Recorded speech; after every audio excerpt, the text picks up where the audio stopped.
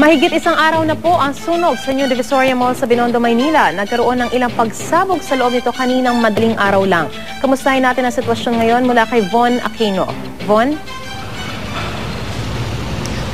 Maris, mahigit 30 oras na ang nakararaan na matapos ang sunog dito sa New Divisoria Mall sa Binondo, Maynila.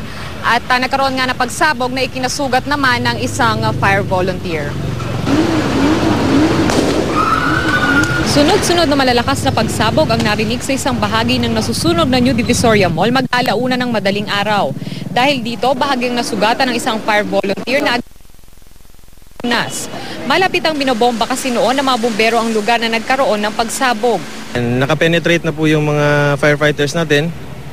And then, nagkaroon ng explosion. So, dalawang explosion. Isang mahina at isang malakas.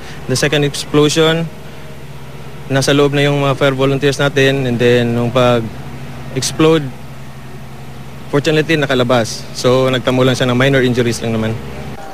Nakakuha naman ang lata ng insecticide spray sa tapat ng pinangyarihan ng pagsabog na siyang posible daw dahilan nito. And meron tayong mga nakuha na samples na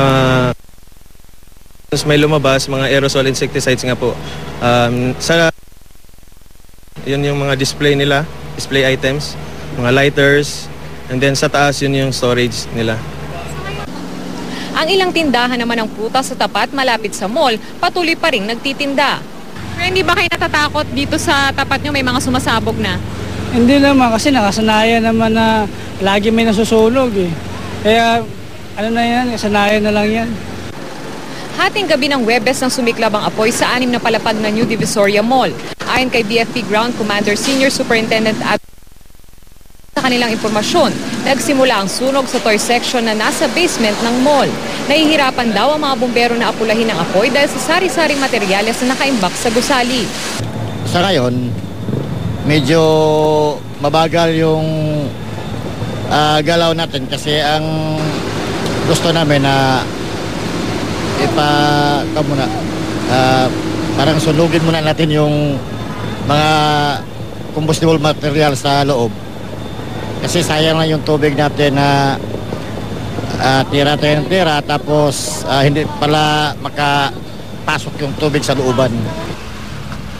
Maris, sinimula na ng mga bumbero ang pagpasok ng unti-unti doon sa loob ng nasusunog na mall.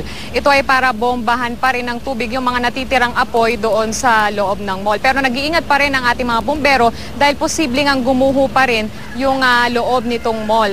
At sa pagtaya nga ng BFP ay mukhang aabot sa 3 hanggang 5 araw pa bago tuluyang madeklarang fire out ang buong mall. Maris? Maraming salamat, Von Aquino.